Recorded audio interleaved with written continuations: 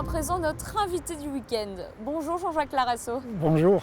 Alors, vous partez pour la Finlande la semaine prochaine. Est-ce que vous pouvez nous expliquer ce défi que vous êtes fixé avec votre campagne dès le début de l'année 2017? Ça va bien démarrer. Oui, ça devrait bien démarrer. Enfin, il faut espérer que ça démarre bien, parce qu'il y a quand même beaucoup de points d'interrogation sur ce raid, sur cette aventure. Et oui, nous partons en Finlande pour un raid arctique qui va se dérouler à Rovaniemi, qui est une ville sur le cercle polaire de Laponie finlandaise.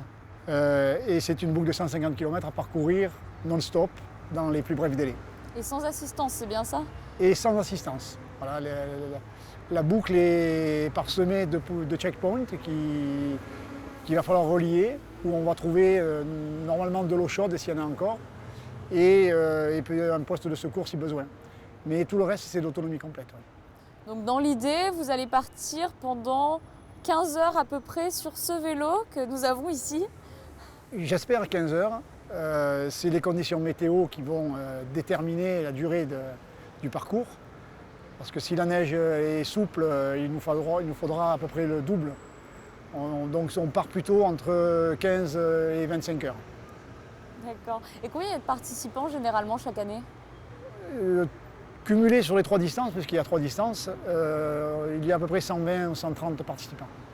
Donc oui, on rappelle, il y a 66 km pour la première course, 150 pour la vôtre et 300 pour peut-être celle que vous ferez l'année prochaine? Oui, 66 km, bon, c'est des gens qui partent sur une durée de quelques heures. Ça va durer 6 ou 7 heures peut-être, maximum. Donc ils partent assez légers et sans grande nécessité de matériel. Sur la 300, c'est une course qui va se jouer sur plusieurs jours. Donc les concurrents embarquent tentes, bivouac et tout le nécessaire pour un bivouac polaire. Et donc la 150, c'est la distance que nous avons choisie parce que c'est celle qui correspond le plus à notre recherche, à notre besoin. Ce qui est réellement une aventure engagée, avec un défi physique important et une grande incertitude sur ce qu'on va rencontrer sur la météo. Justement, quelles sont vos plus grosses craintes? Alors, on n'a pas énormément de craintes. Quand je dis on, c'est parce que je vais rouler en équipe avec ma compagne. On n'a pas énormément de craintes, si ce n'est une très mauvaise météo, c'est-à-dire tourmente, brouillard, neige. Parce que sur les 150 km, on a environ un tiers qui se court sur les lacs gelés ou les rivières gelées. Donc c'est une surface facile, assez dure, où on peut rouler aisément à une bonne vitesse. Un autre tiers, ce sont des chemins ou des routes enneigées, pistes enneigées, pistes généralement utilisées l'été pour les alpins, pour les pâturages. Et la troisième variété de terrain, c'est la forêt. Et là, ça se complique. Justement, qu'est-ce qui peut être compliqué dans cette forêt? C'est compliqué parce que d'abord, c'est pas damé, donc la neige est profonde. C'est uniquement la moto d'ouverture qui va baliser, tracer et damer une largeur de 50 cm à peu près, 60 cm. Oui, donc faire un sentier, finalement, ce ne sera pas très large. C'est une trace, voilà, c'est une trace. Bon, je ne pense pas qu'on soit dans les premiers, donc il y aura également la trace des précédents coureurs. Et puis ça circule, ça serpente dans les bois, donc c'est difficile de s'orienter. Il faut éviter de se perdre parce qu'on peut avoir une trace parallèle, une difficulté sur un endroit qui n'est pas bien tracé, et vite se retrouver dans la forêt à 25 ou 30 km de toute vie humaine, par moins 20 degrés. Voilà, il ne faut pas se perdre, quoi. Alors, même si on embarque un GPS qui nous servira uniquement en cas de perte, en cas de problème, voilà, ça c'est un peu une crainte. Après, on sait qu'il y a le réchauffement climatique, ça veut dire que la glace par endroits est moins formée, ça veut dire qu'elle est plus fragile, ça veut dire qu'on peut passer à travers. Voilà, donc ça c'est une deuxième cas de figure qu'on n'envisage pas. Et voilà, et puis effectivement après c'est le temps, le brouillard. Et justement, comment est-ce qu'on se prépare alors à un tel défi? Contrairement à ce qu'on peut penser, on n'a pas une préparation très importante. Parce que physiquement, on ne peut pas dire que ce soit très dur. Quand on fait du sport toute l'année, nous avons participé. Il faut rappeler que vous êtes quand même un très grand sportif, mais ce n'est pas accessible à n'importe qui. Oui, grand sportif, ce n'est pas tout à fait le mot. Je suis un sportif d'expérience, on va dire, parce qu'on voyage beaucoup en vélo. On a parcouru beaucoup de vélos en Afrique, beaucoup de pays en Afrique à vélo. En Asie également, on a traversé la Mongolie, on a traversé la Birmanie. Donc on a un esprit d'aventure et un esprit qui nous permet d'aborder l'imprévu avec quand même pas mal de facilité, je dirais. Bon, le plus gros entraînement, pour revenir à la question, c'est, je pense, la préparation psychologique à rentrer dans cet univers, dans cette partie sauvage, isolée, cette partie assez vulnérable de nous-mêmes, où on va se retrouver seul face à de l'inconnu. Et on sait que ce dont a peur l'humain, c'est justement l'inconnu. Quand on est au courant, on n'a pas peur. Donc la préparation psychologique, c'est déjà de comprendre où on va aller et de se familiariser avec cet environnement. Ça passe par des recherches de documentaires sur la façon dont ça se passe dans ces milieux-là. Ça passe par le visionnage de vidéos qui relatent les expériences précédentes.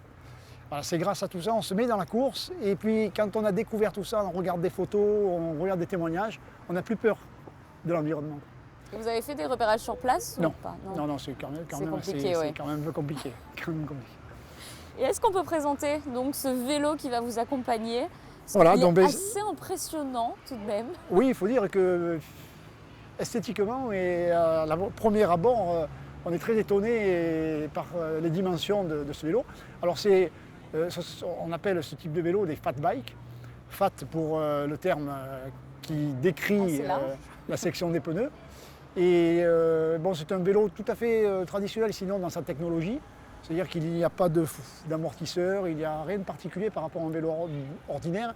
Sinon que les dimensions des fourches et des bases arrière sont surdimensionnées pour laisser passer ces pneus de grosse section, et le boîtier de pédalier est également élargi de manière à s'adapter à la géométrie du vélo. Mais après, le cadre, c'est un cadre en aluminium comme tous les autres cadres. Voilà. Sur ce vélo, on va amener un équipement.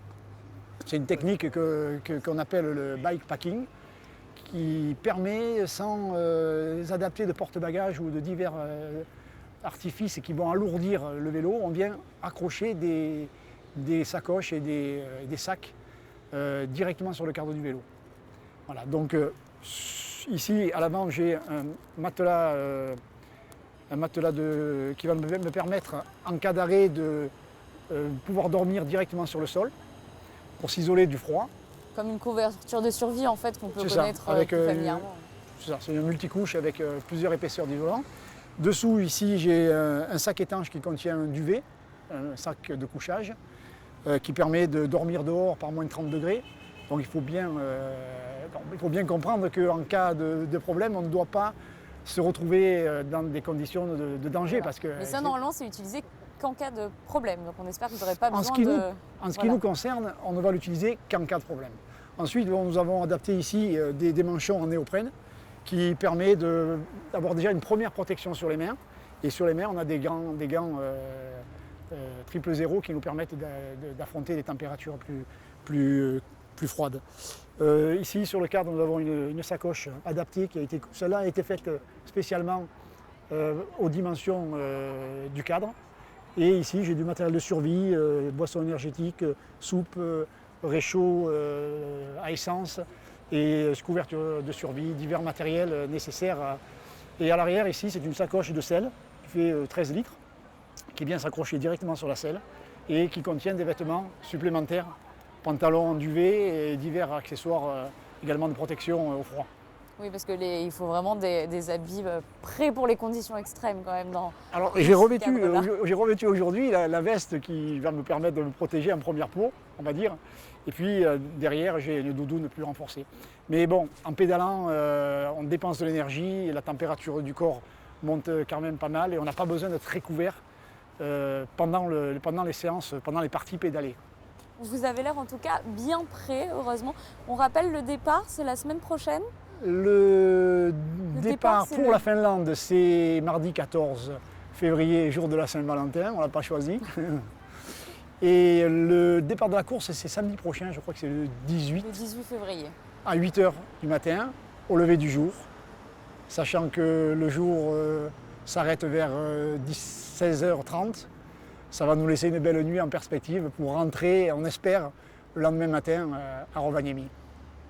Merci beaucoup Jean-Jacques en tout cas d'avoir accepté notre invitation et on espère que vous nous ramènerez de très belles images de Finlande. Merci à vous de m'avoir invité et nous ne manquerons pas de vous faire parvenir des images.